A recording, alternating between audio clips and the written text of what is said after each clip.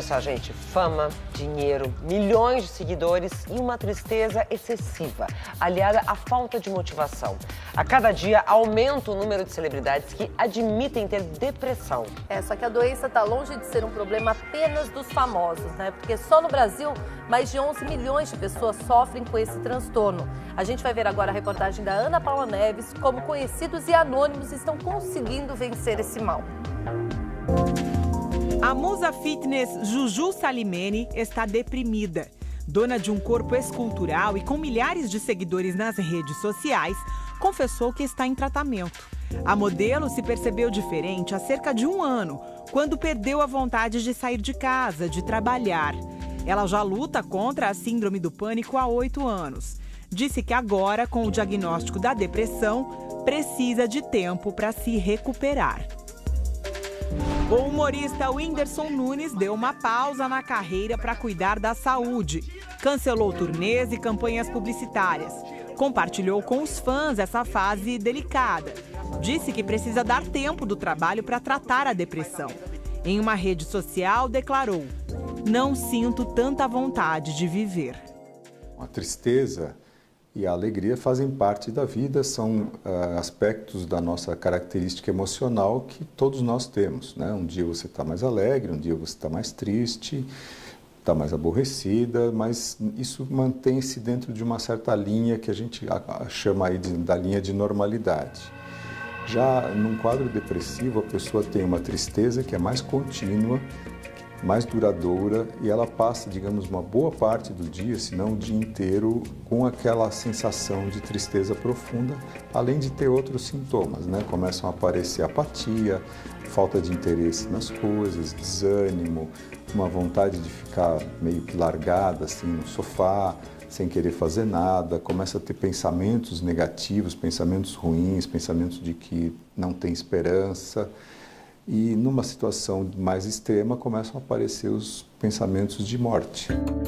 A top model Gisele Bündchen já pensou em suicídio. Ela conta esse capítulo da própria vida em um livro. Foi em 2003, no início do auge da carreira. Gisele, já muito famosa, vivia desanimada e com medo de tudo. Tirar a própria vida parecia a solução para tanta angústia. Ela fez tratamento, mudou hábitos e se diz curada da doença. A depressão está longe de ser um problema exclusivo de celebridades e famosos. Tem se tornado tão frequente que já é chamada de o mal do século. Por aqui a situação também é muito crítica. Veja os números no Brasil. Olha, o total de pessoas deprimidas equivale à soma da população de 4 capitais. Rio de Janeiro, Belo Horizonte, Salvador e Porto Alegre. É muita gente, são 11 milhões e meio de pessoas com depressão. Gente demais sofrendo desse mal. Depressão tem um fator genético, uma predisposição genética, aquela pessoa tem características genéticas ou tem características biológicas, né, do sistema nervoso central que predispõem, que favorecem o risco de uma depressão, e alguns fatores externos às vezes ocasionam isso. Por exemplo, as depressões que oscilam conforme as estações do ano, né? Então, algumas depressões que a gente chama de sazonais acontecem em determinadas fases do ano, em determinadas tempos do inverno, tipicamente, né? No caso dos artistas que têm fama, dinheiro, corpos esculturais, seria a autocobrança por mais resultados, por mais beleza, mais seguidores, os fatores desencadeantes da depressão? Eu já sofri, e muito, com distúrbio de imagem. Porque na época, as pessoas não comentavam que eu estava magra demais, mas comentavam que eu estava um pouco gordinha, bochechuda, quadril largo e por aí vai. E eu acreditei. Bruna Marquezine admitiu que se sentia constantemente insatisfeita com a própria aparência e por isso vivia infeliz. Eu tive depressão por não me aceitar, não me achar bonita o suficiente, consequentemente não me achava boa o suficiente pra nada. A cantora Katy Perry disse em uma entrevista que entrou em depressão por conta da última turnê. Frustrada com a falta de aceitação do público.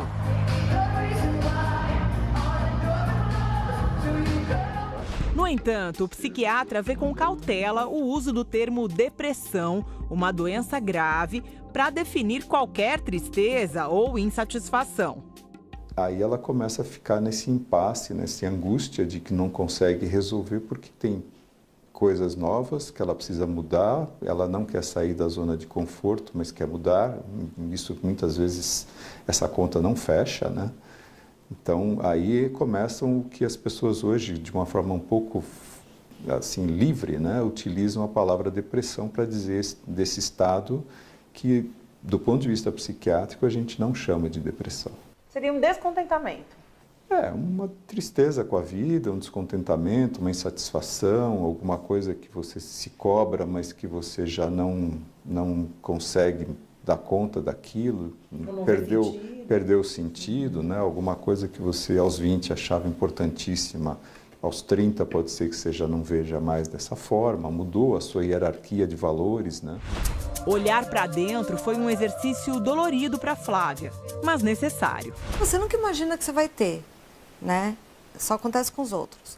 E o começo é aqueles sintomas de cansaço. A gente vive num mundo de muito estresse, de muita pressão, de muita cobrança. Trabalha demais, enfim. E eu comecei a ter os sintomas, né? De desânimo, de não querer mais sair, de não conseguir ter ânimo para levantar da cama, para nada. Então eu estava achando que era cansaço, estafa e tal. Só que o negócio foi evoluindo, a ponto de eu não ter mais vontade de fazer as coisas que me davam prazer. E aí eu fui procurar ajuda, né? E, de fato, eu estava com depressão. A jornalista tem uma rotina agitada, comanda uma agência de comunicação e passou a arrumar tempo para se perceber com mais carinho e também ver o que acontecia ao redor dela. Eu já tenho a predisposição e já sou muito ansiosa. Mas predisposição por quê? Hereditariedade. Na tua família já tem pessoas com depressão? Muitas. Então, nunca vou esquecer que eu fui no médico e ele falou, olha, você já tem a suscetibilidade, né, de ter algum tipo de transtorno de ansiedade, depressão. Então, por ter essa predisposição, você tem que ficar o tempo todo atenta. E assim, qualquer pedregulho que aparece no seu caminho já se transforma numa rocha gigantesca. Porque uma pessoa normal, que eu digo que não tenha problemas desse tipo, consegue lidar de uma outra forma, de uma forma mais fácil com as coisas, com os problemas, com os desafios. Agora, uma pessoa como eu, né, que é mais suscetível, que é mais sensível, qualquer coisa já é motivo para desabar. Os quadros depressivos precisam de tratamento psiquiátrico, de tratamento medicamentoso, frequentemente associado ao tratamento psicoterápico, algum tipo de abordagem psicoterápica. Você deixar a pessoa sem tratamento, existe o risco de que ela não consiga sarar daquilo sozinha e vá cronificando a depressão. A depressão vai se tornando de longa duração e de resposta aos medicamentos mais difícil. Flávia entendeu que a busca por resultados profissionais precisa de um limite e que autocobrança e autocrítica podem colaborar para que os sintomas da depressão voltem a preocupá-la. Ela continua em tratamento, mas já encontrou a cura para comportamentos que fazem mais mal do que bem. Eu aprendi que não adianta só terapia e remédio. Você tem que encontrar coisas que te deem prazer, buscar, independentemente da sua religião, a fé. A gente vive só trabalhando, querendo ganhar dinheiro e a gente acaba deixando de lado essas coisas, né? O prazer de estar com a família, com os amigos, de viajar, tudo isso é muito importante. Junto, obviamente, com a medicina tradicional.